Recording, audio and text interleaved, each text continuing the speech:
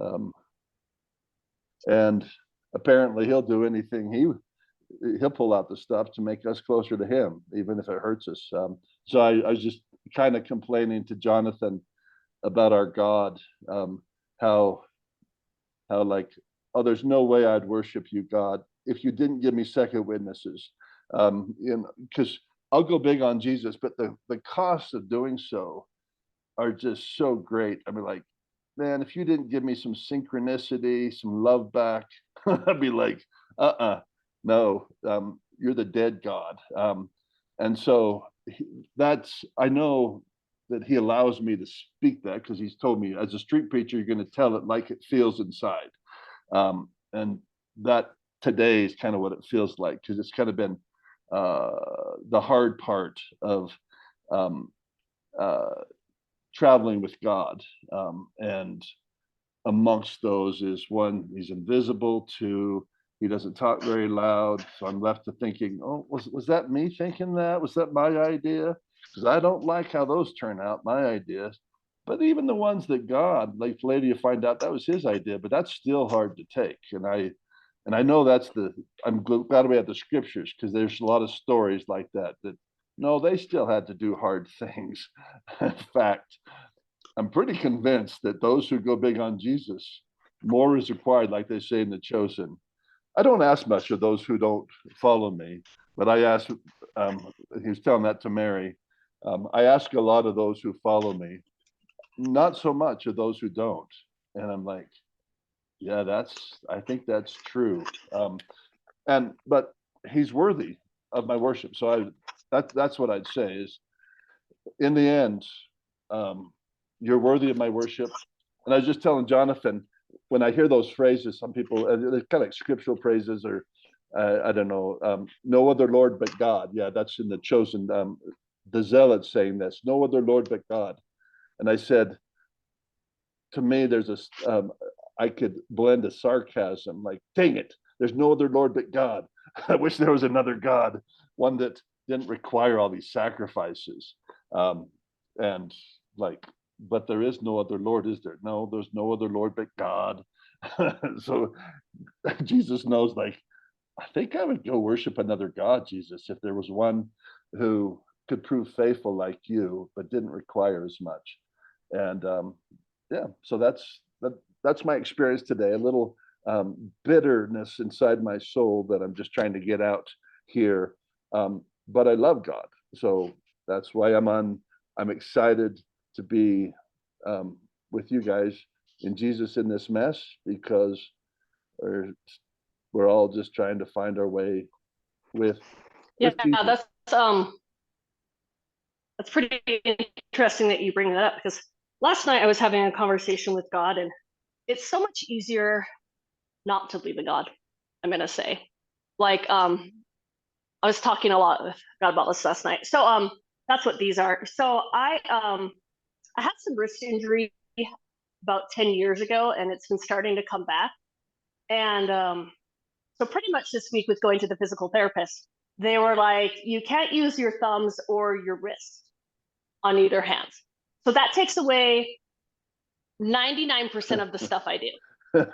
Like, you can't do remodeling projects. You can't be doing sanding and all these like wood shop things. You can't be doing landscaping. Can't even play Nintendo. You can't hold your Kindle and read. You can't, like, just all pretty much everything I like to do uses my hands. I'm a very hands-on person, as you can tell from my art. And so even last night, I'm like, how am I going to paint? Like, this, my left hand is actually especially bad. And it's just, so I have a lot of throbbing pain in both of my wrists, and especially in my left hand and my left thumb joint. He said I'm well on my way to getting arthritis in my hands for like the rest of my life.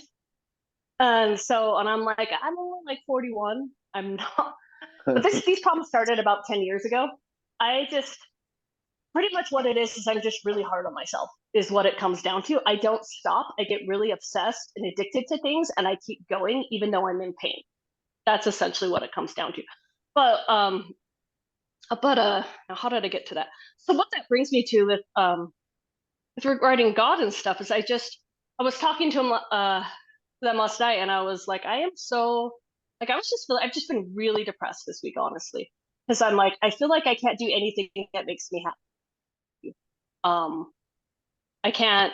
I really need to move. I really need to be active. Oh yeah, I can't go play volleyball. I was gonna try to learn pickleball because apparently it's the cool thing and everybody does it, but I don't think I can do that because it uses my wrist. And so I was like I just started playing volleyball again, and then I'm like, well, I guess I'm gonna have to counsel with them because I don't think I can do that either. And so it's just been really hard. Especially reading. I read a lot. Like I would say I probably read about 3 hours a day. Pretty standard. I love to read, like love it, love it, love it. I've always loved it. I'm a big, huge reader. I try to do audio stuff and like they just they just talk too slow. Um, like the books that I read, I can read a book in like 2 or 3 hours. That's like a 16 or 17 hour audiobook. And so I'm Wow. just like, Oh, yeah. ah. So I was just like, this is killing me. The patience, the having to wait. I despise waiting, like despise it. It's funny. One of my administrators at my job actually said that to me like a year or two ago. He's like, you need to learn to be more patient and just wait for other people and wait for things. And I'm like, what do you mean? I'm totally patient. Let me talk.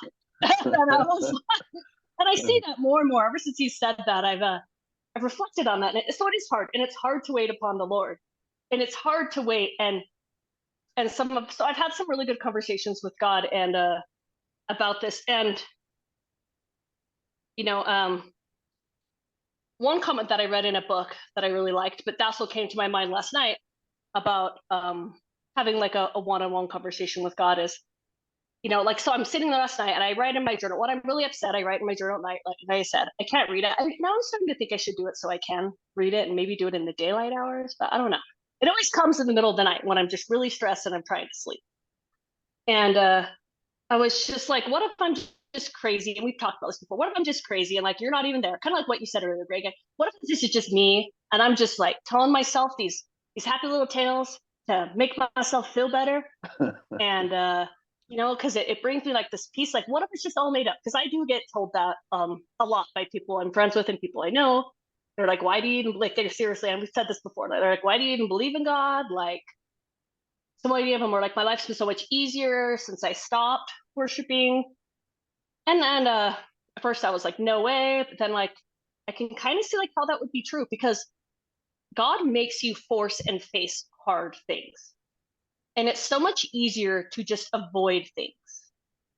But when you have to face some of these things and make hard decisions, it's hard. And I don't want to do it. I'd rather just keep binge watching TV all day. Or just actually I don't really like watching TV. That's how you know. That's why I'm like, all I can do right now is watch TV. This is terrible. Um, because I don't feel like I can do anything else. And I'm like, well, what can I do? I can still walk around. I can't ride a bike or anything, but I can walk. I can move. I can still see. And so God kept bringing all these things to my mind. And interesting with all of this stuff, actually, what it has done for me this week, I've actually strangely noticed my relationship with my husband's become a lot closer.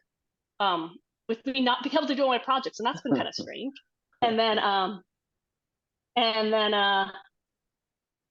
that's a good thing, you know. We're just talking a lot more, and not like we weren't talking before. We've always been good friends. Just that I'm more present is what I think it is. And with my kids, like I'm spending like hour or two a day with each kid, and we're having like all these great memories, and like they built a big tent on our deck, and we hung out during the rainstorm a couple days ago, and like it made me anyway. So I'm so noticing these like I think it's just teaching me that I need to pause, and I don't know. So I've been thinking a lot about. So that's what I've been thinking a lot about, and I've also been thinking a lot about John sent out a poem that he wanted to share today. I've been thinking a lot about that, and I chose a painting for that I'm actually going to work on more today, but it has to do a lot with John's poem. Originally, some of the things he said in this poem, and I've, like I said, I have a hard time finishing paintings. This is one I don't feel like it's ever quite done. It has a cool background, but it needs something. So I'll probably work on this one today. I'm not quite sure I'll work on it. I told my husband I could like flip off people and I could paint with that finger. I mean, that's pretty much what I can do. I can't use my thumbs. I can kind of use my right hand, but I can't use my left hand, which is also really odd, right? Because my left hand is like my defunct, my minor hand. I'm right-handed. I am right-handed. So you would think it would be my right hand, but it's my left hand I can't use. But it's also weird because my left hand, it's kind of going to sound really strange.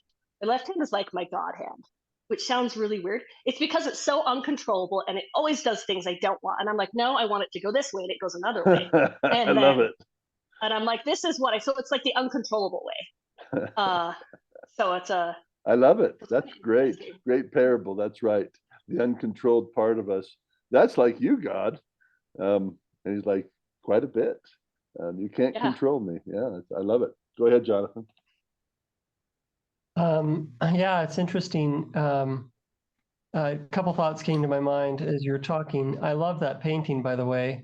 I'm excited to see where you're going with it. It's so cool, that massive gear. I'm kind of blown Right. away. It's actually about the frame. I found this gear years and years ago on KSL, and I've just had it for years. And then I created a painting for it eventually, and I've never been happy with it. I keep creating new paintings for it. I've never been happy for them, so I keep repainting them. Maybe You've today got- will be the day.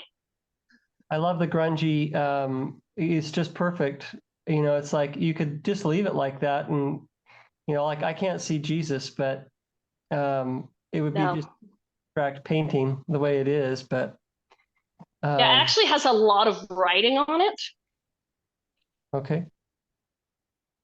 Oh, Trying to and I like, figure out how to hold this because I can't really hold and, the cell phone like traditionally. That's another thing I can't do. Yeah. and What do you like?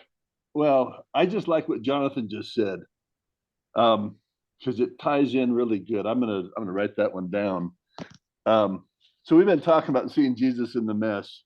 I can't see Jesus, and so what people say, I don't even talk about Jesus, right? They don't care if they can't see him, but a lover of Jesus is concerned they can't. I can't see Jesus, and people say, quit looking for him. And so I can't see Jesus would be great painting. You can't see Jesus in this. Well, I thought your paintings have Jesus. They do, and so it's the negative. It's like his invisibility because Jesus has this song. It's actually In Excess's songs. So some people understand this as mystify. All veils and mystery, streets are blue. I'm in love, something like that. Well, so Jesus rewrote that song, and the first line is your veil of mystery. So Jesus was teaching me something. He is the veil that hides himself. And I'm like, oh my goodness, let me get my head around this. So you're invisible, but your invisibility is you.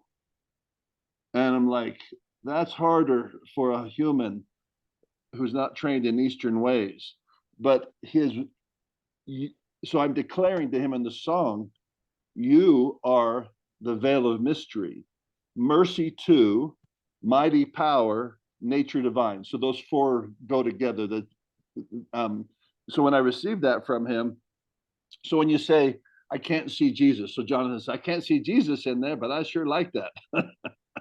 And that it's the negative space. It's what artists trying to get your head around, these deep artists who will talk about stuff, all these light and shadows and so forth. And so sometimes it's the absence. And you're like, can't you think in 3D mathematical, Greg? I can't. I mean, once they started talking about XY axis and then they're trying to go 3D deep and then talk about 5D, I'm like, oh, you guys lost me. I'm having a hard time just knowing fourth grade math. Now you're starting to put this number line that goes in the minus away.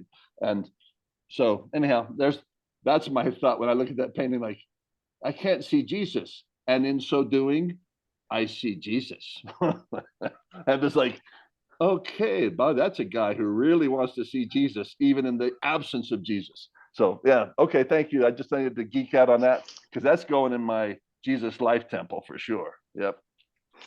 Yeah, well, what's funny about that, like you said, like negative space. So that's what's wrong with this painting. Like I'm way into dark and light, value, negative space. I do geek out on that stuff. And this doesn't follow any of the rules. There's no organization, there's no focus. I don't know where to look. Usually when you look at a painting, you have like, you're supposed to have what you look at first, second, third, whatever. Like, for example, if we come over here and we look at this big painting on the ground, right? You see like, oh, there's a giant mountain and it's in the middle and it stands out. And there's dark areas and there's light areas and they make different shapes. But whereas if you come to this deer painting, like, it's just, yeah, like it's just yuck. Like it really is. There's not, the only thing that stands out in there says, where's Jesus in this mess? But I wrote so much stuff on there. So I made a big ugly mess and I wrote about what was on my brain. And this particular painting, I think this was 2019, maybe, is when I did this last rendition. Maybe, yeah, it's 2019. End of 2019, beginning of 2020, pre-COVID. But it was just so many questions and religious questions about wondering where God is. I'll read what I wrote about it, but I also really want everyone to hear Jonathan's poem that he sent out. But I'll come around the back and read what all this writing says. I wrote it on the back as well, because I wrote it in a gold marker, so you can't really see it. Like, you really can't read what it says. It's really hard to read. Like, I have a lot of thoughts. Like, I mean, I can try to read it from here if you want. I've got to take this off. Sorry. Handheld phone mode. I've got to be careful with this. Let's see. Handheld phone mode. Okay. So what it says up here, see, is so impossible to read for you guys. I can't read it on my phone. Stuck in a mess. Here, I'll go read what I wrote on the back, because I wrote it all in front and then I transcribed it on the back. Okay. This is what it says on the front. Stuck in a mess. I don't know what to do. Lies are told, half-truths. Where am I? Is it the beginning or is it the end? What to do? Oh my, Jesus. How to move forward in the mess. I can't change truth. So it was just, oh yeah, and you can see on here there's burn marks on the back, and that'll relate to Jonathan's phone. But I don't know. So it was just me feeling very confused, I guess is what you could say. Yeah, and I like you using the negative space. It just emphasizes. Just see what Emily did. She went to the back of her painting. You can't do that on a lot of paintings. Go back and find stuff, but she's using that dimension that's often not used by artists. You're like, hey, what did he do in the back? Nothing. Oh, yeah. Well, Emily does stuff actually, on the back. all of my paintings have like writing on the back, so it's like a secret. Yeah, but it's not a secret. And when people come and choose a painting, if they come in person or if they just go online and do it, I actually will write stuff for them. And that's like part of it is like it's like part of it's only the painting. The rest of it is like thoughts that come with it. And I actually really enjoy when people come and get art. So I didn't used to write on all of them. So that's probably within the last couple of years, for sure, since Jesus in the Mess. And I started it before, probably like the last year or two. I can write about them.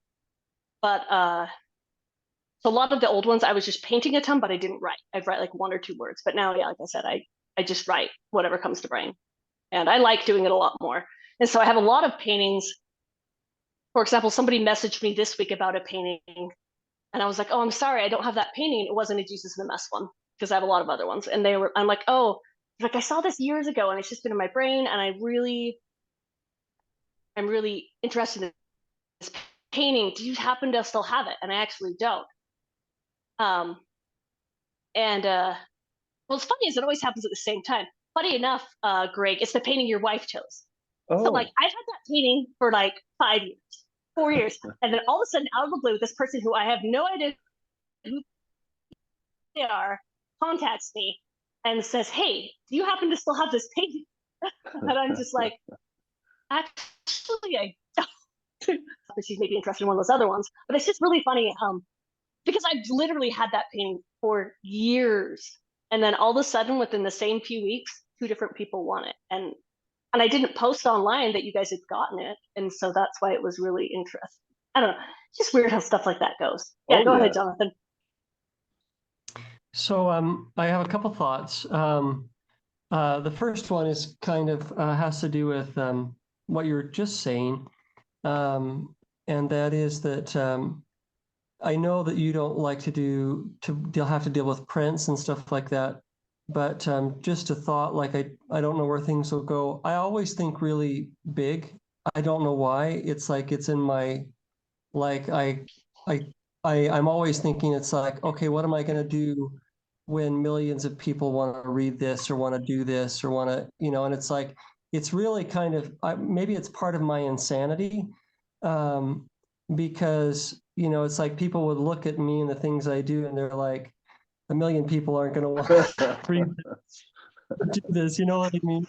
But when you were talking about the prints before, I kept thinking to myself, yeah, I know you don't like to do prints, but maybe is there some way we could find to make sure that things are preserved in such a way so that when those people that somehow I know on the back of my mind, the dozens of people who want to get the same painting, when they want to get it, that they have the opportunity. So just something to think about.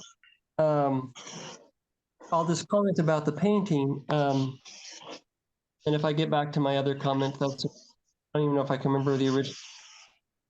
So what's interesting about that painting is that you're right. Like we can't read what's on the front that you wrote. Because like you say, the video quality is such that you can't see that. To me, it just looks like kind of an abstract, got some blacks and browns and earthy tones. And and then you have this gear that goes around it. And interestingly, what I have when I look at it is it's calming to me. Um, it's it's the same way that I feel when I look at nature. Um, Nature is really fascinating because it's this strange environment where there's like no rhyme or reason, all these things competing, and you would think that that would create a mess, but it's not a mess. It's nature is a real, it's like there's a reason why. Like I walk around this little apartment complex and I walk my dog, and sometimes I find places where people didn't clean up after their dog. There's a big on the ground, and it's like it's disturbing in our ordered world to have pets just pooping all over the place. But in nature, the animals poop all over the place, and it's not messy. I don't even understand quite how that works. Like I've lived in the desert where there's coyotes, and it's like rarely do I come upon a pile of coyote poop. And if I do, it kind of fits in, and it's part of the thing. It's like it's this crazy. It's like the things that Christ does, the things that God does, are. There's a strange order in the disorder. So the fascinating thing that I see with the painting is it's like that's what the painting's saying to me. That's what the gear says. Okay, is that here's this order that this thing that appears to be disordered is a perfectly geared, and it's perfect. It's like, and that's what's fascinating to me is it's like if I were to walk past that in a in a gallery, I would like it, not because it says something, but because it's not saying it. And it's like what Greg was talking about. It is the veil. It's like because I can't see a perfect picture lined out, it's like that's the perfection. It's just like nature. It's like people go out in nature and they say that's where they find God. Well, what do you mean that's where you find God? You can't see God anywhere in nature. It's just a trees and limbs and grass and animals running around being chaotic. And it's like, yeah, it's perfect. It's the perfect order. So I'll turn it back with that.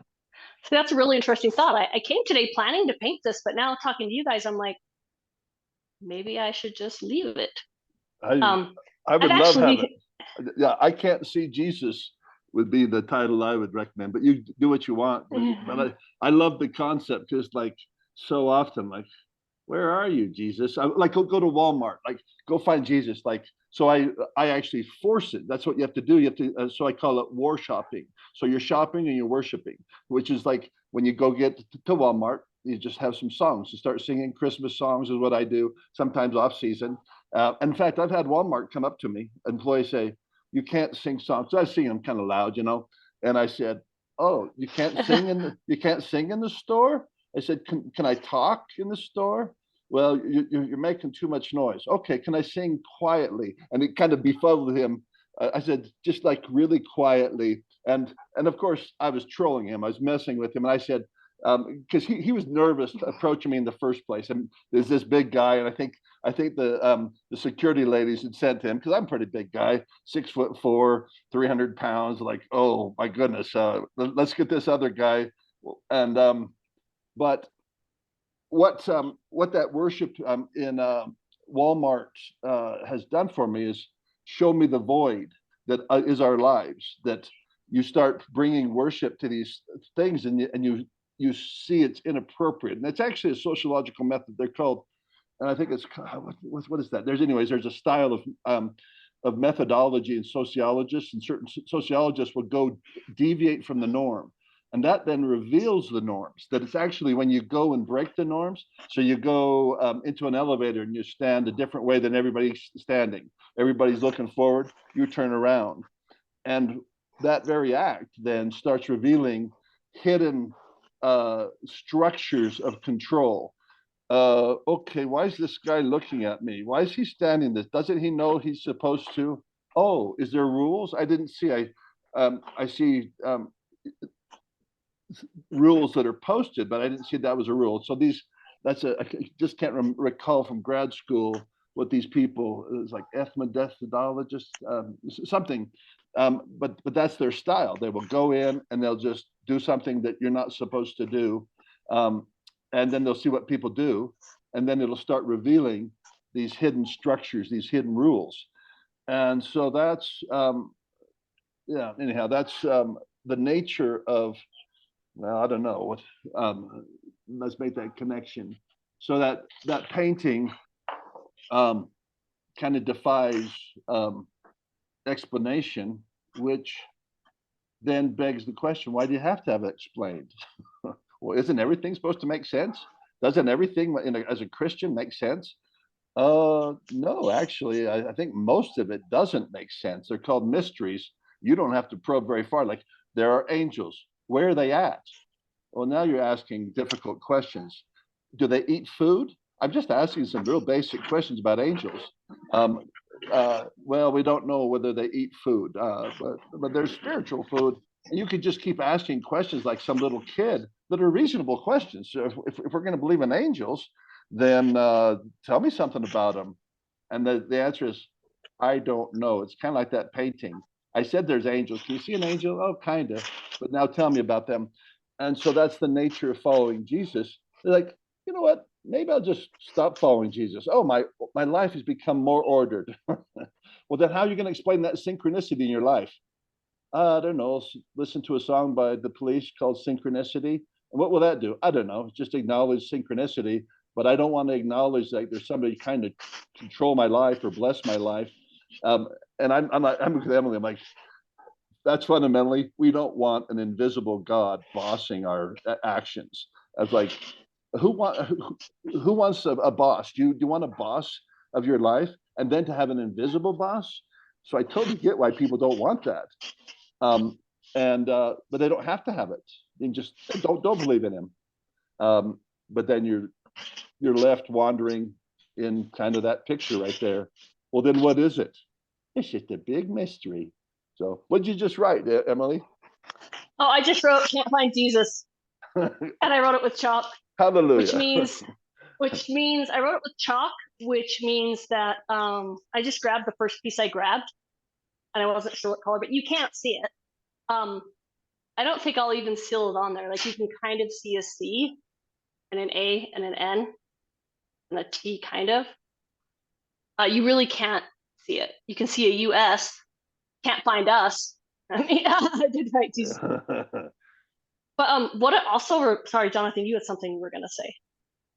I'll interject it quick. So this was my thought from earlier, and that was that, yeah, you can not believe that there is a God, and it's like, oh, everything lines up because it kind of lines up with like, yep, it's all mechanicistic. What's the word?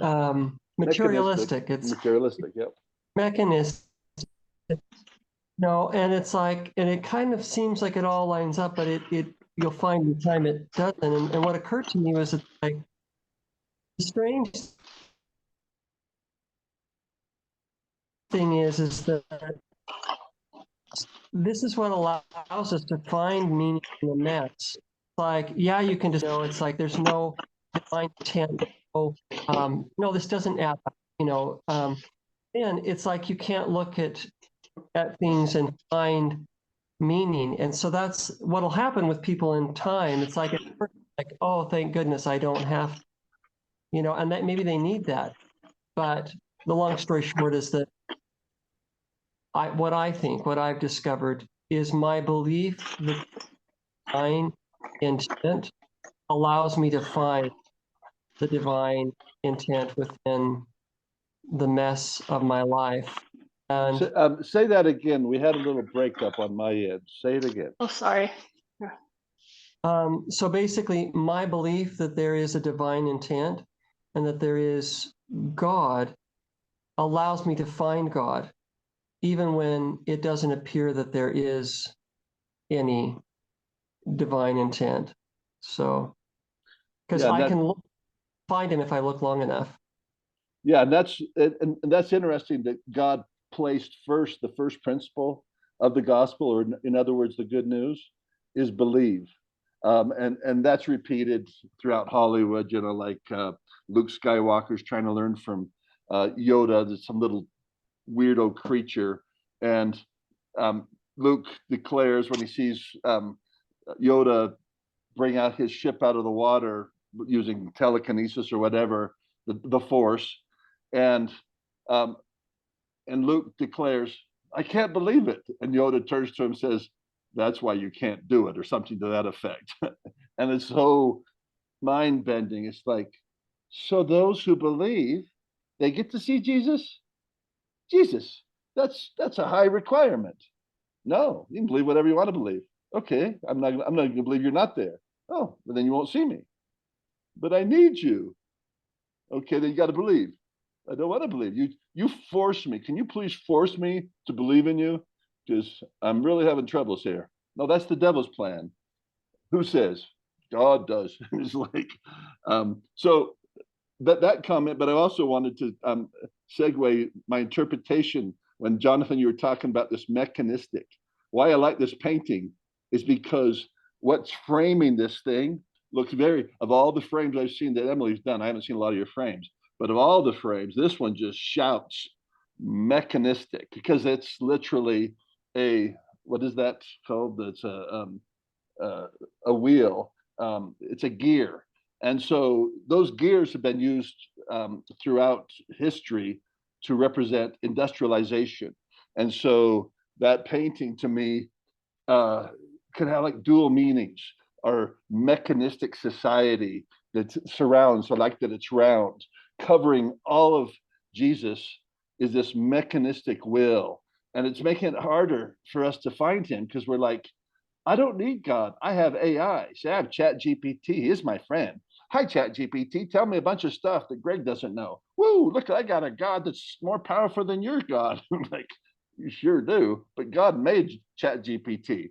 Oh, no. So we have the competition of the gods, like we're having some kind of robot competition. But I'm not competing. I'm just like, I choose to believe in God and it's working for me. But anyways, the the mechanical implications of the frame, and then the result could be depressive, or it could be wonderful. You just like it highlights um, the stark difference. Which one do you want, Greg? Uh, this mechanistic thing right here, or do you want this cluttery thing that's hard to see? If you look really close, you can see, can't see Jesus. Well, that's not very comforting. Which one do you want? And Jesus says, you want both.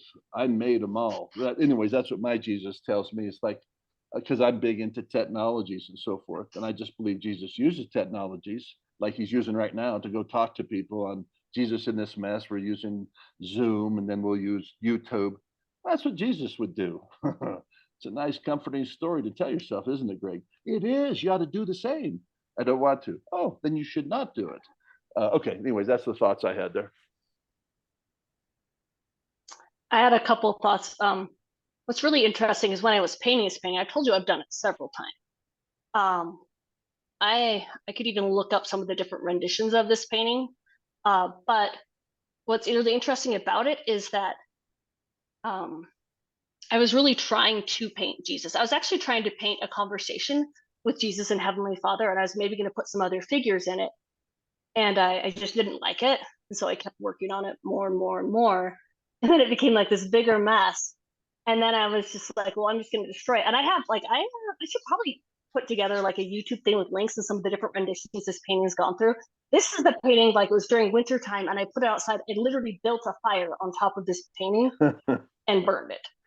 Like I literally did. That is one of the ways that I did this painting. And then I painted over it. I kept like layering and going back, and it just has several renditions. And like originally it was a red painting, and I don't know if you guys can see, there's like this red background. Originally it was like red, like an abstract red kind of painting, and it was just red. It wasn't a Jesus painting. And then there was two figures here. Like you can't really see it at all. There was a person here looking up, but you cannot see it. I only know because I painted it. Like you really can't see it. And then so it's just through the renditions, and then the more we talk about it, the more I'm actually like getting a new liking for this painting. But it's just that because I really haven't. It's been hanging in my living room a really long time, and I'm just like, it's just but it's just not organized enough, and it's not clear, and there's no emphasis, there's no focus, there's no story. And I've been taught you tell art with a story, but there is a really big story. You just can't see it. You'd have to listen to this podcast to know it, know that there is a story. And so one of the really interesting parts when I was burning this painting, I'll share the stuff with you guys, and maybe we could, I don't know if we put it separate, but I'll see if I can't find all of those different videos of this painting, because I have like a lot of time lapse of me working on it. I used to time lapse a lot of my art, and it would be pretty interesting, I think.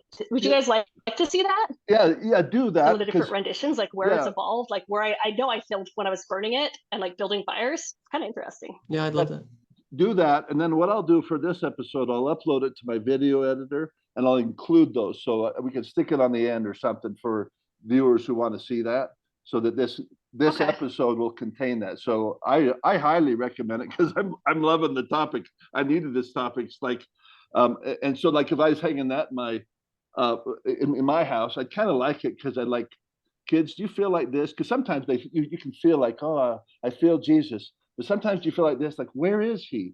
And I love in the Chosen, it says, though I ascend to heaven, he is there. So like when you're in heaven, you're like, he's here, obviously. It's all nice and pristine. It's clear. It's Jesus. But it says, though I make my bed in the depths, he is there. And so this is kind of like making your bed in the depths, or that you've been brought low, or like, I just see mists of darkness. And so Jesus says, the light shineth in the darkness, but the darkness comprehendeth it not. And the darkness is like, you're not there. But that's not true. And so faith is to be able to ascend to heaven. Woo, I'm with a lot of religious people. We're talking about Jesus, and then go all the way down to where you're with some blue collar workers in Alaska, and they're dropping F-bombs and talking about girls and unholy ways. And he is here. Like, he's here. Maybe just inside your soul, hard to see, but that's how he's able to take sinners out of those depths. He has to be there, that they have to look and see something that looks like it to everybody else. It's not there, but it is there. Yeah, go ahead, Emily. I was going to show, so this section right here, this is where a hole burned through the whole painting and on the back. So I wanted to show you guys the back of the painting because we said there's always more story. So I had to put like some different stuff on the back and I had to fill it up. There's a couple other spots here. Like you can see, like it burned through the wood. Like back here, there's this big old crack. And then what's really interesting about these is then I used to fill this in, what you see here, this stuff here, this is like, so a lot of my paints, my paint's gotten so clogged up that I can't close the paint cans very well anymore. I don't know if you guys have seen me doing that. Like I had it with my paint last week. I get these really dry, crusty layers on top, like thick, like that. And that's what this is. So I put like, actually it's a really thick, it's called blotter paper. It's really, really thick. It's not just like paper, like it's like really, really thick. It's like thicker than poster board. It's like fibery. It's kind of like a fabric paper. I guess you could say it's not quite a canvas, but it's different anyways. And that's what I put on the back and I stuck it on with a polyurethane. So that's how I filled in some of those patches. And then I put in some of this dried, discarded grossness. And this also has on here some other things. So there's like that gross stuff here. This is like, if you look at this, this is a paper towel. So these are different types of paper towels and fabrics. You can kind of see burned edges here, right there. So there's just a lot of story and history on this painting. Yes, an alternative. I mean, I title, have more paper towels here. an alternative title could be "I'm Burning for You," which I'm is burning for you. yeah. There's a song by Blue Oyster Cult called "Burning for You." Burn out the day, burn out the night. I'm not wanting to put up a fight. I'm giving the devil his due. I'm burning for you. And Jesus actually baptized that song, so there's new lyrics if anybody wanted it. But yeah, so that's what made me think of when you show me the burn marks. Like Emily's burning for Jesus, like literally taking a Jesus picture and like, let's burn this, and then find Jesus. Yeah. So anyhow, go ahead. Back to you, Emily. Well, I was just gonna say, with all of this last night when I was thinking like, so like I'm not painting today. Like I've said, it hurts. Like me holding my phone like that actually kind of hurts. So I'm like, I can't paint today. I just can't do it. It's just hurting too much. And so, but one of my thoughts last night when it was late last night, and I'm like, what am I gonna do? I don't think I can paint, you know? And so, and again, I really, after I'm done talking, Jonathan, I'd like you to share your poem because that is what started this whole thing. And so I think it's important that we share that to see that. But one of my thoughts with all of that is I was like, well, I have these other paintings and they don't really feel quite done. I'm like, maybe I'll just start up our propane campfire and I'll just like stick them on there. A little bit worried about ruining my deck and stuff because I can't move it to like a location. It's too heavy and I can't like move it. Anyways, but that's all. I want to hear Jonathan's poem. Okay. Let me find it. I'm going to open up my email with it too, so that I can read it at the same time. Like we said, I read better than I listen.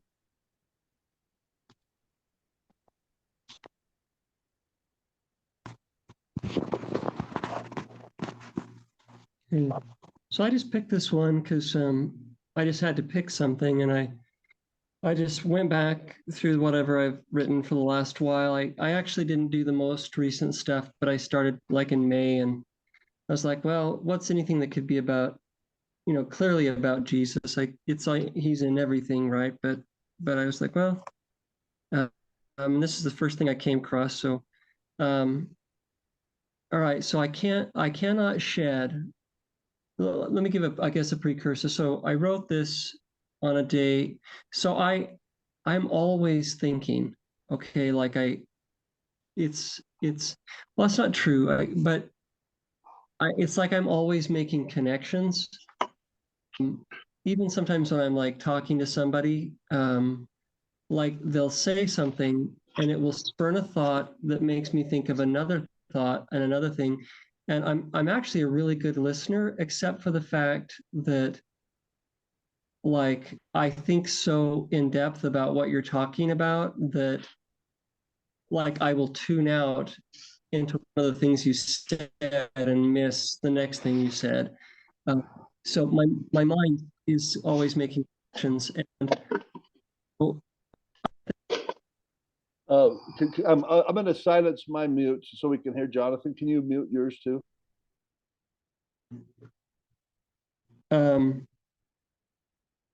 are you guys having a hard time hearing me?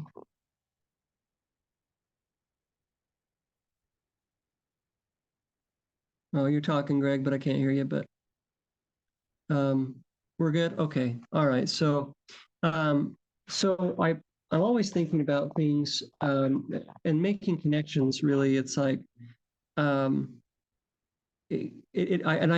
took a personality test years ago, and I was like, oh my gosh, that's so me.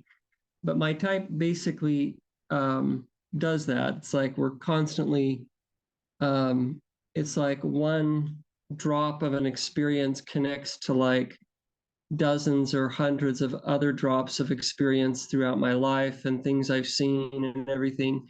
And so it's like there's something inside of me that's always analyzing. And so if I've done something that I think was wrong, my mind will kind of obsess over it. Not in guilt. I think I've gotten past guilt. It's like, but there's a part of me, it's like, okay, what went wrong? Where did I, where did da, da, da, da, da. But I've just what I discovered is that it's like that that the light is not found in that. The answers aren't found in trying so hard to figure it out. In fact, it seems like that leads into darkness.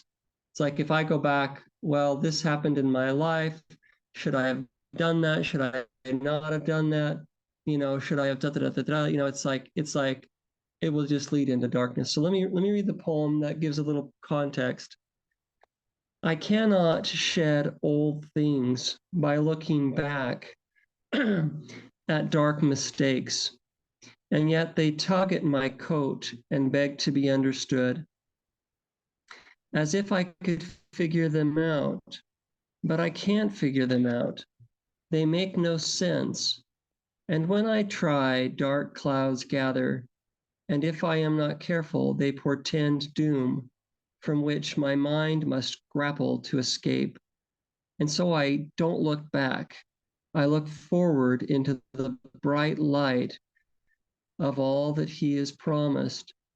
I step into the sunshine and then into the sun, hot and scorching, and it burns away the old. But I do not notice, except in retrospect, that old things have fallen away. And I'll turn it back with that.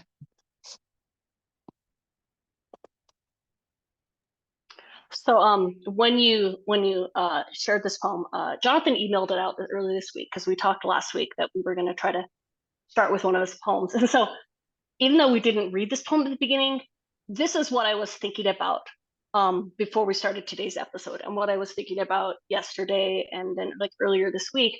And I kept going, and the things that really stuck out to me about this were really just the last part. Looking forward to the bright light, and then into the sun, hot and scorching, it burns away the old. But I do not notice, and I accept in retrospect that old things have fallen away. That's the part that really tied in, I think, with what I wrote about this painting. Because in me, like, this is what I was doing. I kept doing it, I kept burning away the old, and I kept trying to create a new. Because I think there's something very cleansing. Like the whole idea, burning is such an interesting concept. And I think I brought it up on here before, but I know it's something that I studied with my thesis and I have a couple other pigs that have a little bit of burning, but nothing like this one. And so the whole thing about it is that burning is like we've talked about, it's really uncontrollable, but yet it's cleansing. Like you were talking about how in nature we see things that like, animal droppings and other things in nature are just part of the nature and they're part of what it should be. But when we see that in our neighborhood, like if a dog goes on my grass, I get so like really upset. really upset about it. I do not like it. I don't like to step in it.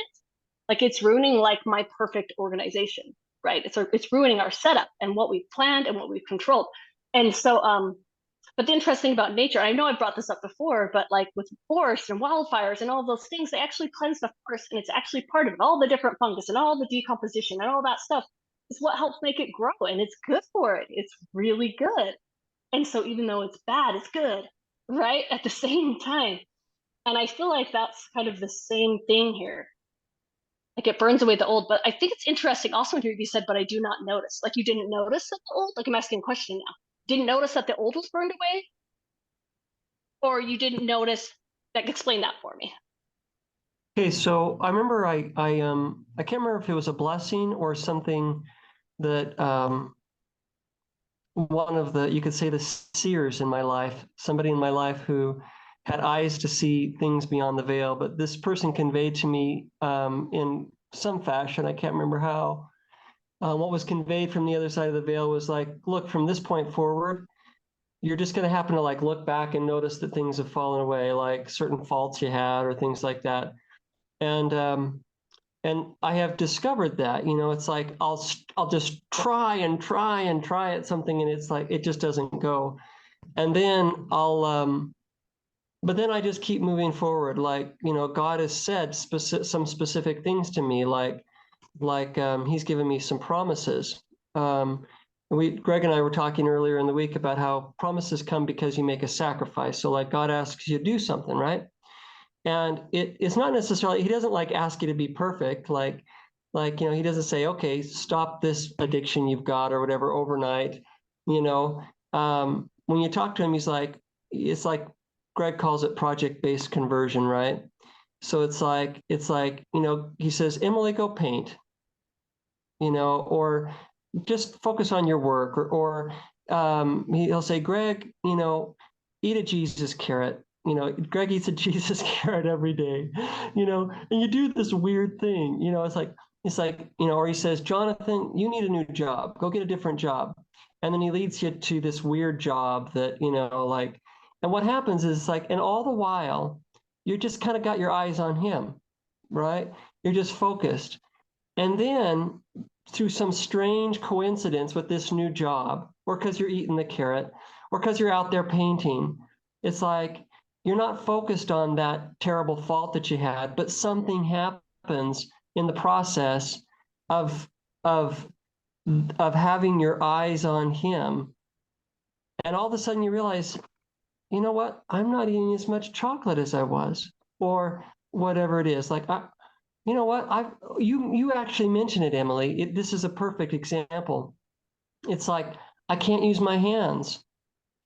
It's like, and you're not trying to focus on your relationship with your husband. You're not trying to make everything better with your kids. In fact, you're rather annoyed. It's like the dog that pooped in your yard, you know? And it's like, but oh my gosh, you know, old things have fallen away. I think that's what I mean. Through just having your eyes on accepting this, Greg calls it a divine chicane. God pushes you this way, he pushes you that way, and old things fall away in him by just allowing him to do these things with us. I think that's kind of what I meant, but Yeah, what's interesting about that is along the other list of things I can't do, it's also really hard for me to like use a computer and type too. Like that actually pains my wrist a lot too. So it's just right in between the joints of my wrist and like my fingers, but just any kind of movement like this or like that or like that, just pretty much any movement hurts it. And so the other thing I was thinking last night along with that is I was like, well, I need to start like, you know, maybe I could take this time to reflect with God, but I can't write it down. And so I'm like, just feel so stuck. And it's been really, really depressing. Like, and I know right now I don't look like it or sound like it, but I've been very, very depressed about it this week. And but one of the things that I thought of with yours is like you said, like when you know, I don't notice, like it's been getting burned away. It's just, to me, it actually sounds like you said acceptance, but also it's like that whole idea of, which is what all this was, which is the reason I built a fire on this painting in the first place, which was this letting go. And it's saying letting go of outcomes, letting go of the circumstances, like cannot control it. I didn't want to burn a hole in this painting. I was actually really sad about it. I was like, like it was really hard to make this piece of wood to fit this frame. Like for like 2 or 3 years, I had this frame thing, and I was like, I want to put art in it, but how am I going to attach it? Like I was going to try to do like a stretched canvas over a curved bar, and I like kept Googling, and I'm like, I don't know how to make that. I can't. So I just eventually just I tried to do all these different jigs, but I don't know how to make really good. I'm not like those woods people, you know, they make crazy jigs for everything. You guys know what I'm talking about? Like you watch a woods guy and they've got like a jig for this and a jig for this and a jig for that. And I tried to do one of those, and they're like, oh yeah, you just like put a string, or you put a piece of wood, you drill it in the middle of the board, you attach the other end to your router, and you just like go around in a circle like this. And so I tried that, and it's like not straight at all. And then like I drew it, and then I like table, and then I like jigsawed it. I mean, it's terrible. It really does. So eventually I had to like stick it on the back because this is so bad. Um, anyways, and so with all of that, I was just like, yeah, it just didn't go as planned. So nothing about this painting went as planned. And so I think it's that whole thing of just letting it go. And one of the things that came to my mind this week as I was dealing with some other family troubles, not within my own family and children, but like with parents and other situations, right? Had a more extended family. And some things that have just made me really upset over the years, just frustrations, and it's hard to forgive and let go of things. And a thought that came to me is the thought God just said to me, He's like, I am God, and and you're not. And the thought that came to me is vengeance is mine, and I will repay. Meaning He's the one that judges. You know, it's up to me to forgive and let go of things. That's my job, to accept things and to let go of things. Not saying open myself up to hurt, but just saying can't change the past. Like I just have to accept it. Like this is what it is. For example, you could say this painting is a mess, and that's what it is. Right now, this is what it looks like. If I did more work on it, I could change it. But up to this point, this is what it looks like. I can't change the past. I can't change that a hole got burned in it. I can't change what it looks like right now. I mean, I could do more work on it and then change it. But what it is at this point, I can't change unless I do more, right? And so what it reminded me of though is with my own children, they fight, which they're little boys, and they fight, and there's kids, and they fight all the time. And the biggest problem I have, the most annoying problem, and you guys probably have this with your own kids, is they tattle on each other. Mom, you know, Seth hit me, da, da, da, da, da, da. And then they're like, well, he was doing this, and I told him not to. And like, or like driving, and I'm usually like, Bridget, you gotta be quiet. I'm trying, like when I drive, I can't have my kids fighting, or it's gonna distract me when I drive. They're like fighting. I'm like, I gotta focus on the road. Like, I can't be getting distracted and be trying to settle a fight. I've got to focus on driving, right? And so, anyways, they're all yelling at each other. Like, this is like really standard, you can tell, right? They're all yelling at each other. And then I'm like, you guys need to stop. I'm like, you're making it worse. Like, you guys stop trying to tell Bridger what to do. I'm the mom. I say what to do. And you guys just keep to yourselves. This isn't a you thing. This is a me and a Bridger thing. This isn't like a me and a Bridger and a Jason and a Seth and like everybody. This is the two of us, not you guys. Like this is not to do with you. And I was thinking about that and reflecting on God about this certain situation, and he said the same thing. He's like, that's a me and this person thing. This is not a you thing. Not your problem. And I was like, it's the same thing that I'm telling my kids. And it's so he says, this is my job, so you don't have to. Like this is so that you can forgive and you can let go. Because he decides the judgment. He decides what happens. And he decides, he knows the person's story and what they were going through, all the backstory, right? I have a limited point of view from that of a child, which again, I'm not saying that that's bad. I'm just saying, even with those that we know, even with ourselves, God's the only one that truly has all of the understanding because he's been through it. And so that's what it all reminds me of. Like, so that's the thought that just came to me this week. He's like, I'm God, you gotta let it go. You know, this burning, this changing, this will happen. You gotta let it go. Sorry. And that's where the easiness of the way is for those who are wondering whether they should get more Jesus. What Emily's talking about is like the sales point for Jesus, because I started this episode with like, I've got counter sales points about why you'd want to follow Jesus, but ultimately I do because he's worth it. Well, one way he's worth it, miraculously, he will make your way easier. Because there's people who will keep those grudges. It's like, Oh my goodness. That's like me carrying an extra 60 pounds, which I am until Jesus helps me get it gone. That's a lot of weight. Pick up 60 pounds and say, Greg, you're carrying that every day. Like, I know, right? But thankfully, a lot of psychological baggage that I see people carrying all the time, I'm not carrying it. There's like, because Jesus has taught me different words. Emily, he told me, he said, they're not your savior, you're not their savior, and you're not even your own savior. So stand still, watch my deliverance. And that sounds like, oh, sit down. And of course, he has me get up, but to do pretty minor things. So I help people with some pretty heavy lifting, but I realize they're the ones getting born again. They're the ones giving labor. And oftentimes they're trying to unload that very load onto Christ, give it up, quit fighting the mortals because you'll just be endlessly fighting them. Let God do that. Let God prevail. And it's complex when you get in the weeds of it, but ultimately, just what you're talking about is understanding that order. No, this is just between them. Okay. You've got your own issues, Greg, but this isn't right now what we're working on. You're just trying to help these people, and you're not going to be able to right their wrongs. That's why these people, they keep thinking, if I say the right words, then people understand how offended I really was. No, they probably won't, because that's inside you. You can't convey feelings into somebody else's heart, and words just don't.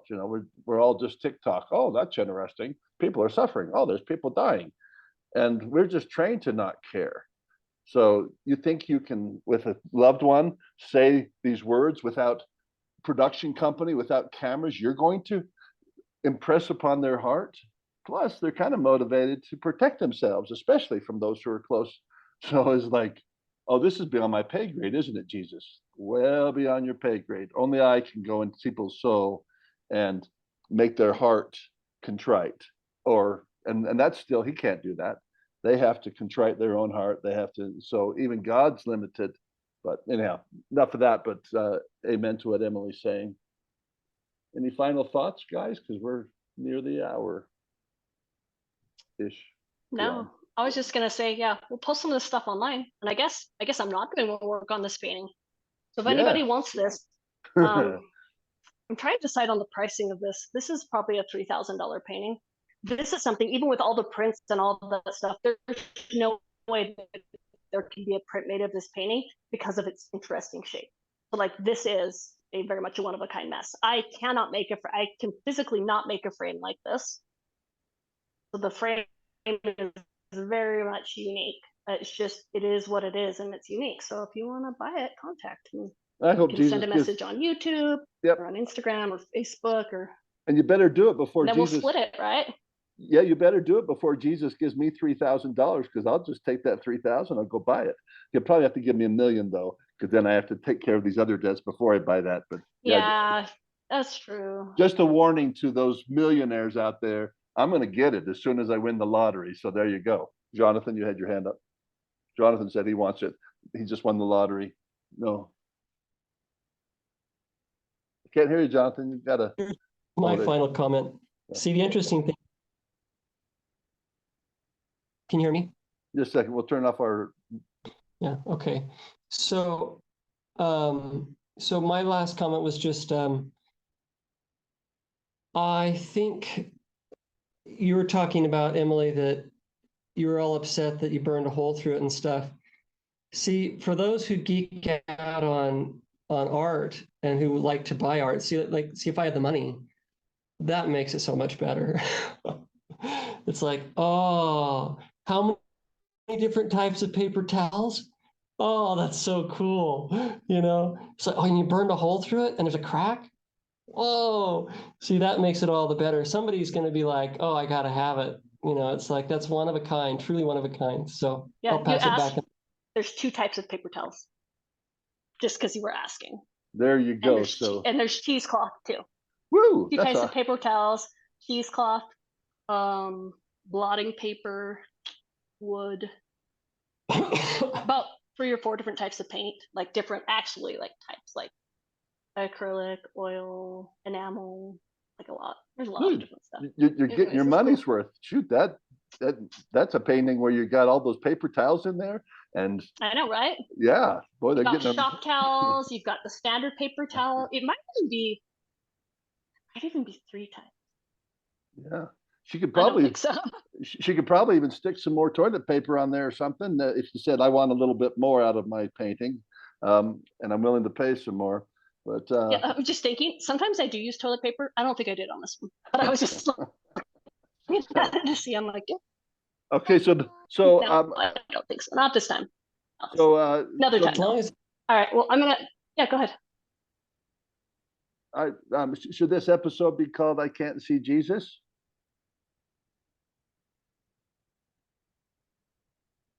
Okay, anything else, guys? So Emily's going to tag on. So what I'm thinking is we'll post this and then we'll be, well, let's see.